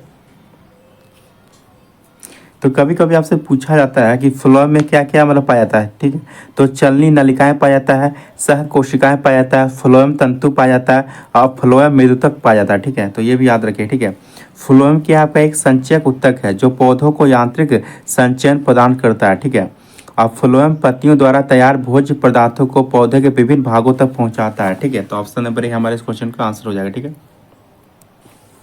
डैश के कारण स्क्लेरन कायमा कोशिकाओं की दीवार मोटी होती है बताइए। किसके कारण जो है स्क्लेरन कायमा कोशिकाओं की दीवार क्या होती है, मोटी होती है बताइए। तो किसके कारण होता है आपका, लिग्निन के कारण होता है। किसके कारण, लिग्निन के कारण। ऑप्शन नंबर बी हमारे इस क्वेश्चन का आंसर हो जाएगा, ठीक है। तो लिग्निन के कारण स्क्लेरन कायमा कोशिकाओं की दीवारें क्या होती है, मोटी होती है। स्क्लेरन कायमा सेलों में जीव द्रव्य नहीं होता है। इस ऊतक की सेलों मृत, लंबी, सक्रिय तथा दोनों सिरों पर नुकीली होती है। इसकी भित्तियां लिग्निन के कारण इतनी मोटी होती है कि कोशिका के भीतर कोई आंतरिक स्थान नहीं रहता है। मृदुतक की कोशिका भित्ति सेलुलोज की बनी होती है। किस 1942 ईस्वी के भारत छोड़ो आंदोलन के दौरान स्वतंत्रता सेनानी चीतू पांडे के नेतृत्व में कहां पर स्वतंत्र समानांतर सरकार का गठन किया गया था बताइए। तो कहाँ किया गया था आपका, ऑप्शन नंबर ए, कहाँ किया गया था, संयुक्त प्रांत के बलियाम। कहाँ किया गया था, संयुक्त प्रांत बलियाम, ठीक है। ये सबसे पहले किया गया था, ठीक है। और सबसे लंबे समय तक कहाँ पे रहा था, सतारा में रहा था, ठीक है। महाराष्ट्र के सतारा में, ठीक है। तो याद रखिएगा। तो 52 का आंसर क्या हो जाएगा हमारा, ऑप्शन नंबर ए, ठीक है। तो 1942 के भारत छोड़ो आंदोलन के दौरान संयुक्त प्रांत के बलिया में चीतू पांडे के नेतृत्व में ब्रिटिश सरकार के समानांतर स्वतंत्र सरकार की स्थापना किया गया था, ठीक है। तो बंगाल के मिदनापुर तामलुक में किया गया था, महाराष्ट्र के सतारा में किया गया था, बिहार के चंपारण में किया गया था, ठीक है। ये चारों जगह पे जो समानांतर सरकार का गठन किया गया था, ठीक है। पूछा चीतू पांडे द्वारा कहाँ नेतृत्व किया गया था, तो संयुक्त प्रांत के बलिया में किया गया था, ठीक है। एल कक्ष में रखे जा सकने वाले इलेक्ट्रॉनों की संख्या कितनी होती है बताइए। तो कितनी होती है, 8 होती है। कितनी होती है, 8 होती है। ऑप्शन नंबर ए हमारे इस क्वेश्चन का आंसर हो जाएगा, ठीक है।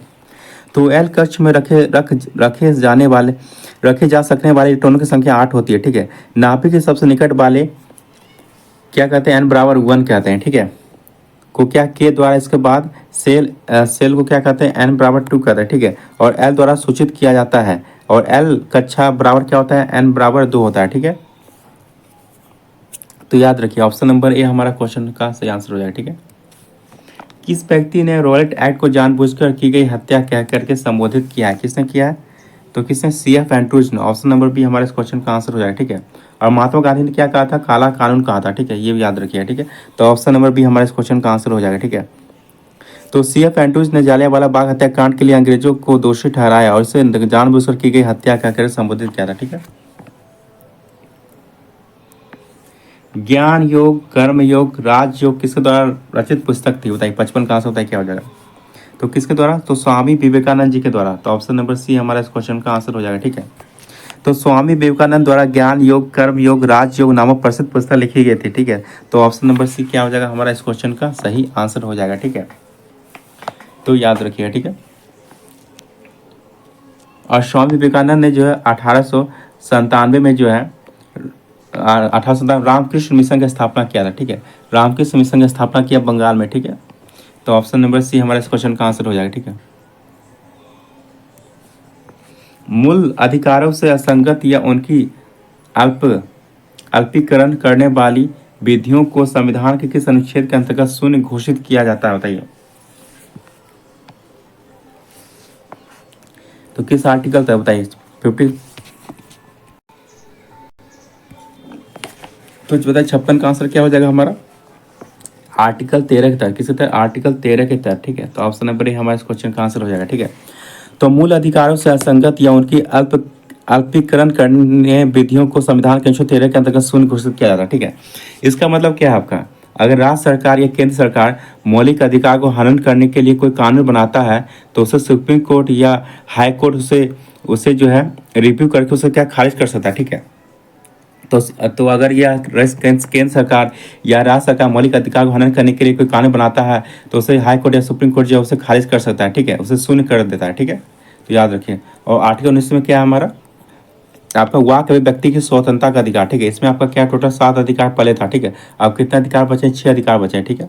तो पता होगा कौन कौन सा अधिकार आपका ए में क्या आपका 19 के ए में क्या आपका 19 के ए में क्या है? बोलने का अधिकार। बी में क्या है? बिना हथियारों के एकत्रित होने का अधिकार। सी में क्या है? ए में बोलने का अधिकार। बी में बिना हथियारों के एकत्रित होने का अधिकार। सी में संघ बनाने का अधिकार। डी में आप कहीं भी आवागमन करने का अधिकार। एफ में संपत्ति का अधिकार जिसे हटा दिया गया 44वां संविधान संशोधन 77 मोरारजी देसाई सरकार द्वारा अपने। जी में आजीविका स्वतंत्रता अधिकार। ठीक है। ए में बोलने की स्वतंत्रता का अधिकार। बी में बिना हथियारों के एकत्रित होने की स्वतंत्रता। सी में संघ बनाने की स्वतंत्रता। डी में कहीं आवागमन करने स्वतंत्रता। ई में कहीं भी निवास करने की स्वतंत्रता। एफ में संपत्ति अधिकार से हटा दिया गया। और जी में क्या आपका आजीविका की स्वतंत्रता। ठीक है। तो याद रखें। ठीक है। और 21 में क्या आपका 21 में क्या आपका निजता का अधिकार, पानी पीने का अधिकार, विदेश घूमने का अधिकार। ठीक है। इसके तहत जो आपका क्या न्यायपालिका कार्यपालिका उसमें हस्तक्षेप नहीं करेगा। ठीक है। तो ये आपके मौलिक अधिकार है। ठीक है। यमपुरी क्या है बताइए? 57 का आंसर बताइए। यमपुरी क्या है बताइए? तो क्या है? कठपुतली कला का रूप है। क्या आपका? कठपुतली कला का रूप है आपका यमपुरी। ठीक है। ऑप्शन नंबर भी हमारा क्वेश्चन का आंसर हो जाए। ठीक है। यह बिहार की पारंपरिक छड़ कठपुतली है। ठीक है। कठपुतलियाँ सामान्यतः लकड़ी की बनी होती है। इन्हें लकड़ी के एक टुकड़े से तराशा जाता है और उसके बाद चमकदार रंगों से रंगा और सजाया जाता है। ठीक है। और याद रखिए बिहार से रिलेटेड और ये तो बिहार में है ये आपका। ठीक है। और बिहार से रिलेटेड और भी देखिए आप जैसे जाट जाटिन, जिझिया, साम चकेवा, विदेशिया, झूमर और ये सब क्या रहे लोक नृत्य कहाँ के हैं? बिहार के हैं। ठीक है। याद रखिएगा। ठीक है। और हड़प्पा सभ्यता में कठपुतली कला का संकेत मिलता है। ठीक है। याद रखिएगा। तो ये पूछा जाता है हड़प्पा सभ्यता में कठपुतली का संकेत मिलता है? तो जी बिल्कुल मिलता है। तो हड़प्पा सभ्यता में कठपुतली कला का संकेत मिलता है। ठीक है। याद रखिए। और शिल्पाधिकारम और महाभारत में भी कठपुतली कला का प्रमाण मिलता है। शिल्पाधिकारम और महाभारत में भी कठपुतली कला का प्रमाण मिलता है। ठीक है। अब भारत में कठपुतली कला को व्यापक रूप से 4 श्रेणियों में वर्गीकृत किया जाता है। क्या क्या? धागा कठपुतलियाँ, छाया कठपुतलियाँ, दस्ताना कठपुतलियाँ और छड़ कठपुतलियाँ। ठीक है। और छड़ कठपुतली कला के 2 रूप हैं, यमपुरी और पुतुल। और छड़ कठपुतली कला का 2 रूप है, यमपुरी तथा पुतुल। ठीक है। डैश वर्ग के प्राणियों में श्वसन गलफड़ों अथवा फेफड़ों द्वारा होता है। किसको बताइए? मत्स्य, सरीसृप, पक्षी या उभयचर। बताइए 58 का आंसर क्या हो जाएगा हमारा? ऑप्शन नंबर डी क्या हो जाएगा? उभयचर। क्या हो जाएगा? उभयचर। ऑप्शन नंबर डी क्या हो जाएगा हमारा? उभयचर। ठीक है। तो उभयचर वर्ग के प्राणियों में श्वसन गलफड़ों अथवा फेफड़ों द्वारा होता है। उभयचर वर्ग के प्राणियों लार्वा अवस्था में श्वसन क्लोम द्वारा, वयस्क जंतु में फेफड़ा त्वचा तथा मुख गुहा द्वारा होता है। ठीक है। किसी जंतु में वयस्क अवस्था में भी श्वसन क्लोम द्वारा होता है। इसमें मलाशय और मूत्रजन वाहिनी क्लोएका में खुलते हैं। इसमें मलाशय और मूत्रजन वाहिका क्लोएका में खुलते हैं। इसमें जनन पदार्थ तथा मल फ्लोएका से ही बाहर निकलते हैं। मत्स्य वर्ग के प्राणियों का शोषण क्लोम द्वारा होता है। सरीसृप वर्ग के प्राणियों वयस्क अवस्था में शोषण फेफड़ों द्वारा होती है। ठीक है, तो ऑप्शन नंबर डी क्या हो जाएगा हमारा सही आंसर हो जाएगा। ठीक है,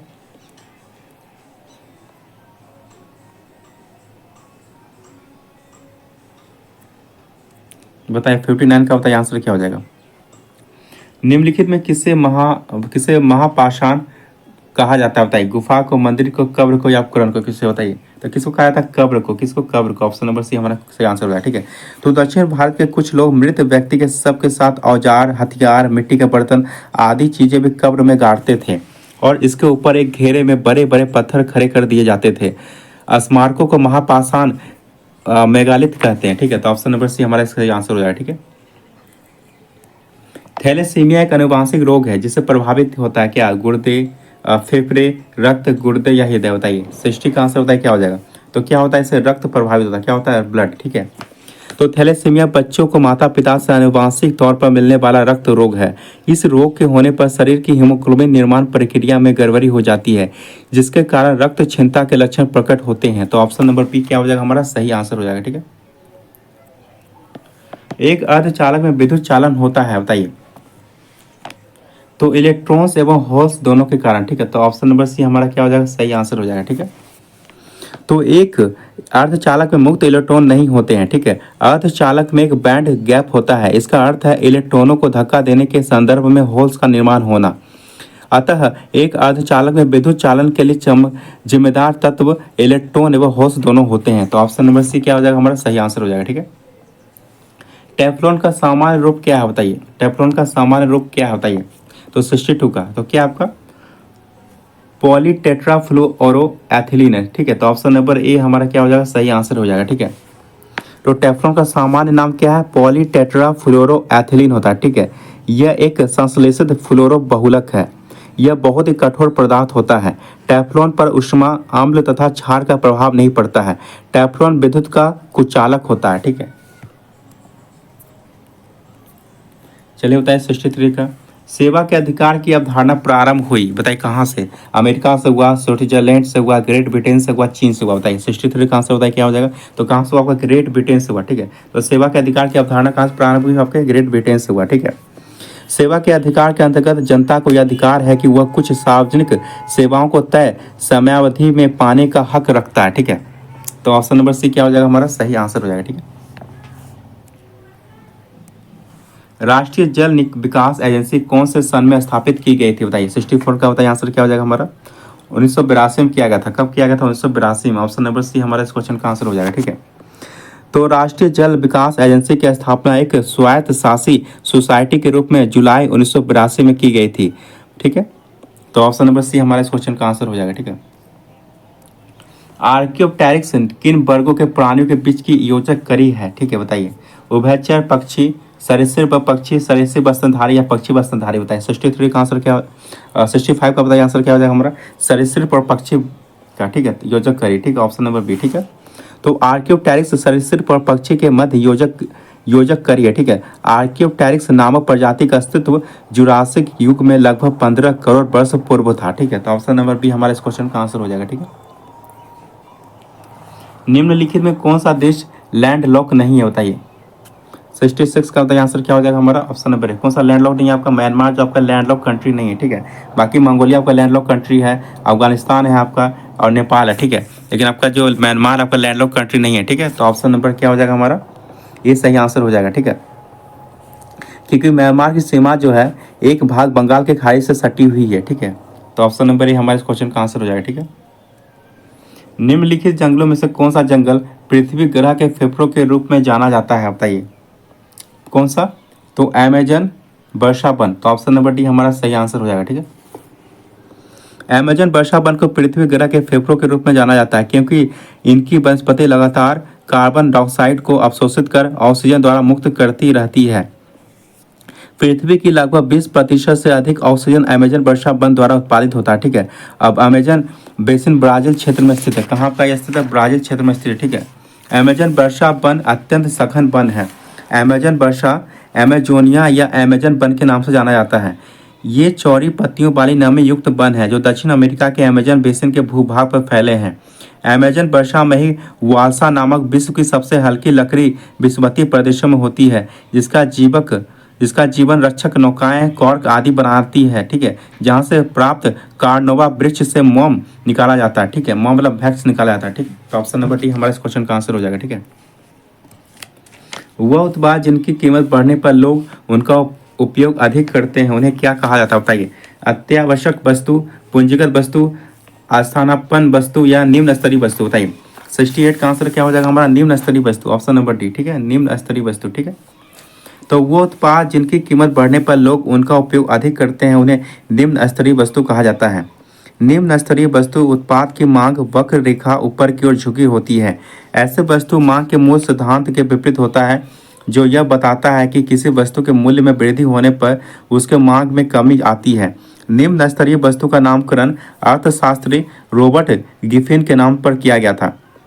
निम्न स्तरीय वस्तु विकल्प आसानी से उपलब्ध नहीं होता है। ठीक है, तो ऑप्शन नंबर डी हमारा सही आंसर हो जाए। ठीक है, भारत को कितने भूकंपीय जोखिम अंचलों में विभाजित किया गया बताइए। 59 का आंसर बताइए क्या हो जाएगा। तो कितना में किया गया हमारा, तो ऑप्शन नंबर सी कितना, 4।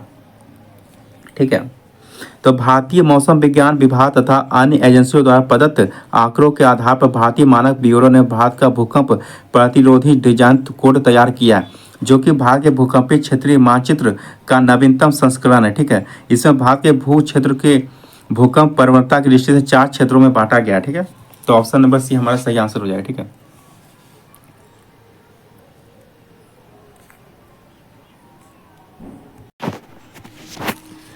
टेलीविजन ट्रांसमिशन निम्न में से किसका उदाहरण है बताइए।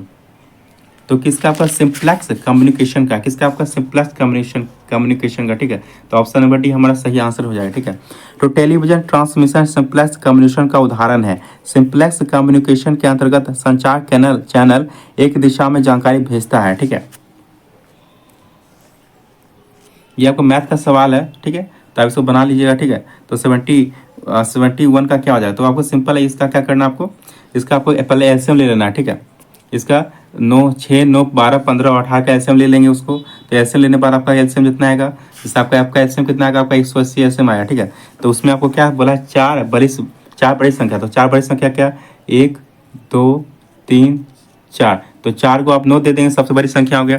ठीक है, उसको जब आप 180 से जब आप डिवाइड कीजिएगा, ठीक है, तो आपका शेष कितना बचेगा, तो आपका शेष कितना बचेगा, आपको 99 जो है शेष बचेगा। ठीक है, जब 99 शेष बचेगा तो आपको क्या करना है, ये आपका 4 को 9 है, उसमें से आप 99 घटा लीजिएगा। ठीक है, जब 99 आप घटा लीजिएगा, ठीक है, तो कितना हो जाएगा आपका, 99 से 1 हो जाएगा, कितना हो जाएगा, 99 से 1। ठीक है, तो ऑप्शन नंबर सी हमारा क्या हो जाएगा, सही आंसर हो जाएगा। क्या हो जाएगा, ऑप्शन नंबर सी। ठीक है, तो बना लीजिए मैथ का सवाल। ठीक है, 72 का क्या हो जाएगा हमारा, 48 हो जाएगा। क्या, ऑप्शन नंबर सी हो जाएगा। ठीक है, और 73 का क्या हो जाएगा आपका, ऑप्शन नंबर ए हो जाएगा। ठीक है, और 74 का क्या हो जाएगा आपका, ऑप्शन नंबर ए हो जाएगा। ठीक है, और 75 का क्या हो जाएगा आपका, ऑप्शन नंबर बी हो जाएगा। क्या हो जाएगा, ऑप्शन नंबर बी हो जाएगा। ठीक है, और 76 का क्या हो जाएगा, 76, तो यमन की मुद्रा क्या है बताइए, युआन है, येन है, लीरा है या लियार है बताइए, रियाल है बताइए। 76 का क्या हो जाएगा, तो ऑप्शन नंबर डी क्या है, रियाल है। यमन की मुद्रा क्या होगा, रियाल है। ठीक है, तो रियाल सऊदी अरब तथा यमन की मुद्रा है। ठीक है, ये आपका सऊदी अरब और यमन की दोनों की मुद्रा है। ठीक है, और चीन का क्या आपका युआन है, चीन का क्या आपका युआन है। ठीक है, और येन, और क्या आपका जापान का क्या आपका येन, जापान का क्या आपका येन है, जापान का क्या आपका येन है। ठीक है, और लीरा किसकी है, तुर्की की, लीरा किसकी है, तुर्की की। ठीक है, तो ये भी आप बना लीजिएगा। ठीक है, ये आपका इसका आंसर क्या हो जाएगा, ऑप्शन नंबर डी कितना, 24। ठीक है, न्यूजीलैंड की राजधानी क्या है बताइए। तो न्यूजीलैंड की राजधानी क्या आपका, ऑप्शन नंबर सी क्या, वेलिंगटन है। क्या आपका, वेलिंगटन है। ठीक है, तो न्यूजीलैंड की राजधानी वेलिंगटन है तथा इसकी मुद्रा क्या है, डॉलर है। ठीक है, जबकि हैमिल्टन बरमूडा की राजधानी है। हैमिल्टन किसकी राजधानी है आपकी, बरमूडा की राजधानी। ठीक है, बरमूडा। ठीक है, बरमूडा की राजधानी क्या है आपका, हैमिल्टन है। ठीक है, इसका भी मुद्रा क्या आपका, डॉलर है। ठीक है, पहले आपका न्यूजीलैंड और हैमिल्टन दोनों की मुद्रा क्या है, डॉलर है। ठीक है,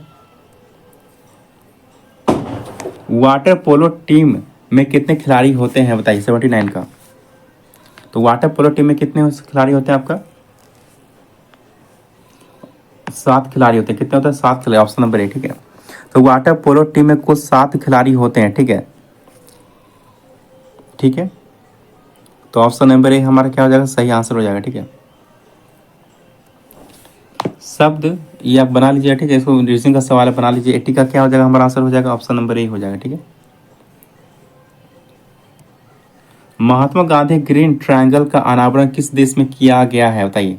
81 का आंसर बताइए क्या हो जाएगा, कहाँ पे, तो मेडागास्कर में। कहाँ पे, तो मेडागास्कर में, ऑप्शन नंबर डी। ठीक है, आज़ादी का अमृत महोत्सव को चिन्हित करने के लिए मेडागास्कर में महात्मा गांधी ग्रीन ट्रायंगल का अनावरण किया गया। ठीक है, महात्मा गांधी को श्रद्धांजलि स्वरूप इस पार्क का नाम क्या रखा गया, महात्मा गांधी ग्रीन ट्रायंगल रखा गया। ठीक है, तो कहाँ पे, मेडागास्कर में, ऑप्शन नंबर डी हमारा सही आंसर हो जाएगा। ठीक है, वो जो सारे मैथ के सवाल है आप मेरा वीडियो देख सकते हैं, आपको प्ले लिस्ट में मिल जाएगा और उसमें सारे आपको सवाल के जवाब मिल जाएंगे। ठीक है, तो काफ़ी मैथ का क्लास कराया गया है। ठीक है, तो आप देख के बना सकते हैं। ठीक है, इजीली। ठीक है, भारतीय तटरक्षक बल द्वारा एक अपतटीय गश्ती पोत भारतीय तटरक्षक पोत सक्षम को कहाँ पर कमीशन किया गया, बताइए। 82 का बताइए आंसर क्या हो जाएगा, कहाँ पे कमीशन किया गया आपका, गोवा में। कहाँ किया गया, गोवा में, ऑप्शन नंबर डी। ठीक है, तो वर्ष 2022 में भारतीय तटरक्षक बल द्वारा एक अपतटीय गश्ती पोत भारतीय तटरक्षक पोत सक्षम को गोवा में कमीशन किया गया। ठीक है, तो सक्षम का अर्थ क्या होता है, सामर्थ्यवान होता है। ठीक है,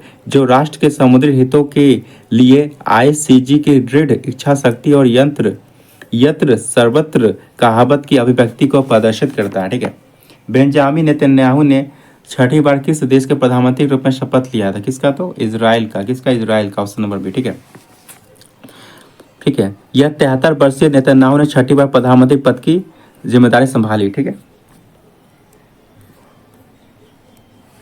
आईसीआईसीआई प्रूडेंशियल लाइफ इंश्योरेंस द्वारा 360 डिग्री वित्तीय सुरक्षा अभियान के लिए किस क्रिकेटर को साइन किया गया है, बताइए। 84 का बताइए आंसर क्या हो जाएगा हमारा, ऑप्शन नंबर सी। क्या हो जाएगा हमारा, ऑप्शन नंबर सी, सूर्य कुमार यादव। क्या हो जाएगा, सूर्य कुमार यादव। ठीक है, तो आईसीआईसी प्रूडेंशियल लाइफ इंश्योरेंस के ने क्रिकेटर सूर्य कुमार यादव को आईसीआईसी प्रूडेंशियल लाइफ इंश्योरेंस के साथ 360 डिग्री वित्तीय सुरक्षा डिजिटल प्रथम अभियान शुरू करने की घोषणा किया। ठीक है, अभियान का मुख्य संदेश यह है कि कैसे आईसीआईसी प्रूडेंशियल लाइफ इंश्योरेंस सुरक्षा उत्पादों का एक व्यापक सूट प्रदान करता है। ठीक है, तो ऑप्शन नंबर सी क्या हो जाएगा हमारा सही आंसर।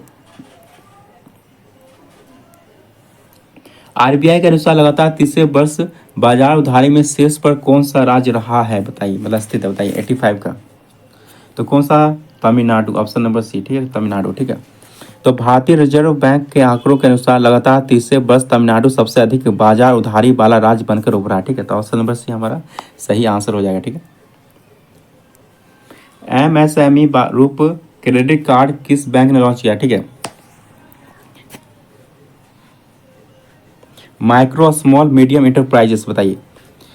तो 86 का आंसर क्या हो जाएगा हमारा, यूनियन बैंक ऑफ इंडिया। ठीक है, तो ऑप्शन नंबर ए। ठीक है, यूनियन बैंक ऑफ इंडिया। ठीक है, तो यूनियन बैंक ऑफ इंडिया ने भारतीय राष्ट्रीय भुगतान एनपीसीआई के सहयोग से यूनियन बैंक एमएसएमई रुपए क्रेडिट कार्ड लॉन्च किया। ठीक है, इस कार्ड पर एमएसएमई ग्राहकों को 10 लाख रुपए तक का दुर्घटना बीमा कवरेज मिलने के साथ अन्य पुरस्कार भी प्राप्त होंगे। ठीक है, union bank of India corporation bank और आंध्रा बैंक के साथ विलय के बाद यह बैंक 1 अप्रैल 2020 को प्रभाव में आया। ठीक है, 9500 के शाखा नेटवर्क के संबंध में समामेलित बैंक 5वां सबसे बड़ा पीएसयू बैंक बन गया। कौन सा, यूनियन बैंक ऑफ इंडिया। ठीक है, ये भी याद रखिए। ठीक है, और सबसे बड़ा कमर्शियल बैंक कौन सा आपका, भारतीय स्टेट बैंक है। दूसरा क्या आपका सबसे बड़ा कमर्शियल बैंक आपका भारतीय स्टेट बैंक है। दूसरा कौन सा आपका पंजाब नेशनल बैंक है। ठीक है, तो याद रखिएगा। ठीक है,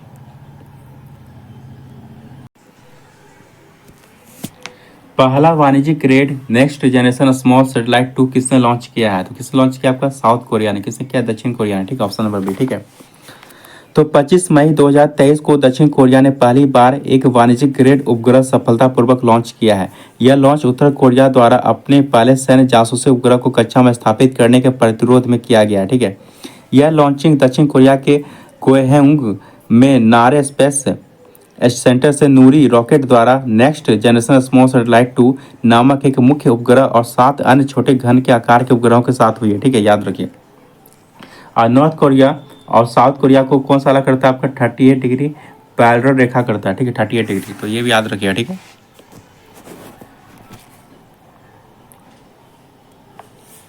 वर्ल्ड वाइड वेब डे कब मनाया जाता है बताइए। कब मनाया था आपका? 1 अगस्त को मनाया था। कब मनाया था आपका? 1 अगस्त। ऑप्शन नंबर सी हमारा सही आंसर हो जाएगा। ठीक है, 1 अगस्त को। ठीक है, तो वर्ल्ड वाइड वेब डे प्रत्येक वर्ष 1 अगस्त को मनाया जाता है। यह दिन वर्ल्ड वाइड वेब और विश्व पर इसके प्रभाव को मनाने के लिए मनाया जाता है। ठीक है, 1 अगस्त 1991 को 1 अगस्त 1991 को टीम बर्नर्स ली ने alt dot hypertext newsgroup पर वर्ल्ड वाइड वेब के लिए एक प्रस्ताव पोस्ट किया था। ठीक है, वर्ल्ड वाइड वेब जिस सर टिम बर्नर्स ली ने 1989 ईस्वी में बनाया था। ठीक है, कब बनाया था? 1989 में बनाया था। ठीक है, तो वर्ल्ड वाइड वेब प्रत्येक साल कब मनाया था आपका? 1 अगस्त को मनाया था। कब? 1 अगस्त को। ठीक है, याद रखिएगा। चर्चा में रहा ऐतिहासिक कर्ण कोट टीला कहाँ स्थित है बताइए। तो ये कहाँ स्थित है आपका? आप आपका कहाँ स्थित है आपका ये?